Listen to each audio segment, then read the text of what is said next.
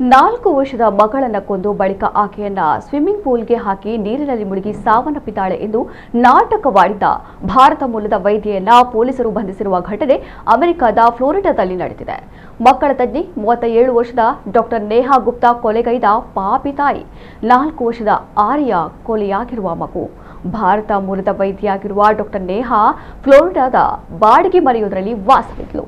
ಆಕೆಯದು ಆಕಸ್ಮಿಕ ಸಾವು ಎಂದು ಅದನ್ನ ಮುಚ್ಚಿ ಹಾಕಲು ಪ್ರಯತ್ನಿಸಿದ್ದಾಳೆ.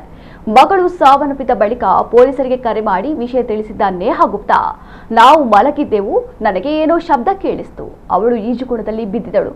ನಾನು ಅವಳನ್ನ ಉಳಿಸಲು ಪ್ರಯತ್ನಿಸಿದೆ, ಆದರೆ ನನಗೆ ಈಜಲು ಬರಲ್ಲ, ಹಾಗಾಗಿ ಅವಳನ್ನ ಹೊರಗೆ ತರಲು ಸಾಧ್ಯವಾಗಿಲ್ಲ ಎಂದಿದ್ದಳು. ಆದರೆ ಶವ ಪರೀಕ್ಷೆಯ ಸಮಯದಲ್ಲಿ ಬಾಲಕಿಯ ಶ್ವಾಸಕೋಶ ಅಥವಾ ಹೊಟ್ಟೆಯಲ್ಲಿ ನೀರು ಕಂಡು ಬಂದಿಲ್ಲ. ಅವಳನ್ನ ಸ್ವಿಮ್ಮಿಂಗ್ ಪೂಲ್ಗೆ ಹಾಕುವ ಮೊದಲೇ ಅವಳು ಸತ್ತಿದ್ದಾಳೆಂಬ ವಿಚಾರ ಬೆಳಕಿಗೆ ಬಂದಿದೆ. ಈ ನಿಟ್ಟಿನಲ್ಲಿ ತನಿಖೆ ನಡೆಸಿದಾಗ ನೇಹಾ ಗುಪ್ತಾ ಕೊಲೆ ಮಾಡಿರುವುದು ಬಯಲಾಗಿದ್ದು, ಸದ್ಯ ಆಕೆಯನ್ನ ಪೊಲೀಸರು ಬಂಧಿಸಿದ್ದಾರೆ.